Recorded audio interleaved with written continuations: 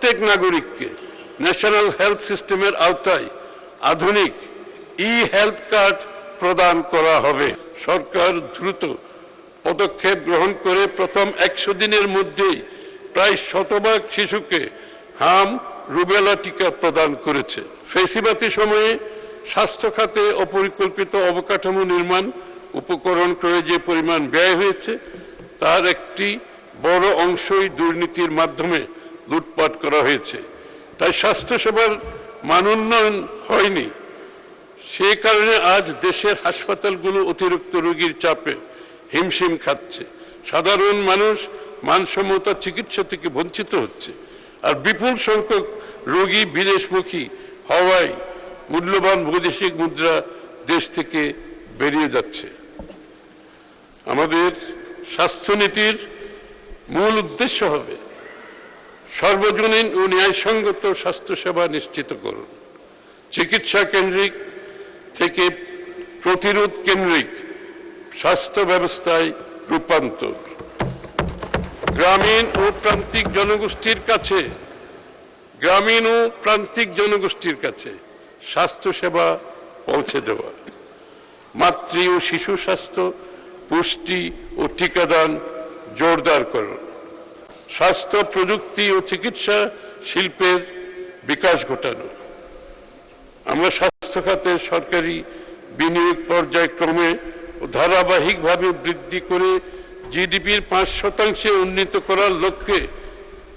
করার লক্ষ্য নির্ধারণ করেছি। আমরা স্বাস্থ্য খাতে সরকারি বিনিয়োগ পর্যায়ক্রমে ও ধারাবাহিকভাবে বৃদ্ধি করে জিডিপির 5% উন্নীত করার লক্ষ্য নির্ধারণ করেছি। তালিটা পড়লে না তো যেন আবার দ্বিতীয়বার পড়লাম। এটা একটা বিশাল পদক্ষেপ।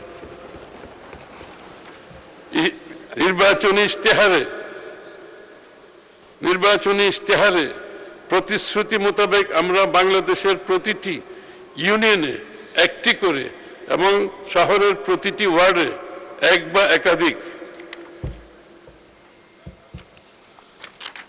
আধুনিক প্রাথমিক স্বাস্থ্যসেবা ইউনিট স্থাপনের পরিকল্পনা গ্রহণ করেছি এবং বাস্তবায়ন প্রক্রিয়া ইতিমধ্যে শুরু হয়েছে। সর্বজনীন স্বাস্থ্য সুরক্ষার আওতায় প্রত্যেক নাগরিককে ন্যাশনাল হেলথ সিস্টেমের আওতায় আধুনিক হেলথ কার্ড প্রদান করা হবে। জটিল রোগের বিশেষায়িত চিকিৎসা সহজলভ্য ও সুশৃঙ্খল করার লক্ষ্যে প্রতিটি জেলা হাসপাতাল ও সংশ্লিষ্ট সকল উপজেলা স্বাস্থ্য কমপ্লেক্সকে সমন্বিতভাবে একটি পূর্ণাঙ্গ সেকেন্ডারি স্বাস্থ্যসেবা ইউনিট হিসেবে গড়ে তোলা হবে।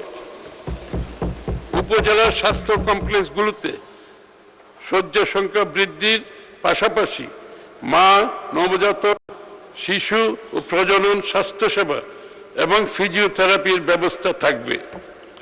সার্জারি সহ জটিল ও বিশেষায়িত চিকিৎসা সেবা জেলা সদর হাসপাতালগুলোতে কেন্দ্রীভূত করা হবে। Coronary care, kidney dialysis unit ইত্যাদির ব্যবস্থা থাকবে। রোগী পরিবহনের দুর্দশা লাঘবের জন্য জাতীয় অ্যাম্বুলেন্স পুল ও জরুরি সেবা নেটওয়ার্ক গঠন করা হবে।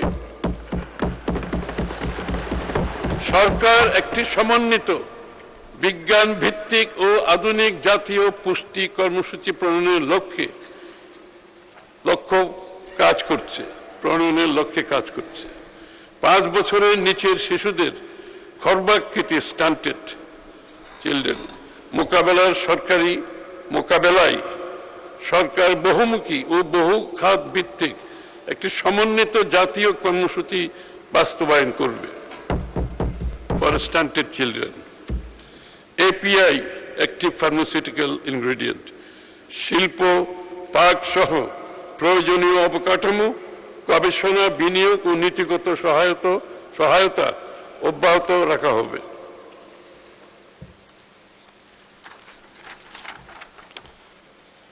LDC থেকে উত্তরণের প্রেক্ষাপটে ঔষধ শিল্পের ধারাবাহিক বিকাশ ও উদ্ভাবন সক্ষমতা বৃদ্ধি এবং বৈশ্বিক বাজারে অবস্থান আরও সুদৃঢ় করতে প্রয়োজনীয় আর্থিক প্রণোদনা ও সাহায্য ও সহায়ক নীতিমালা সুবিধা প্রদান করা হবে।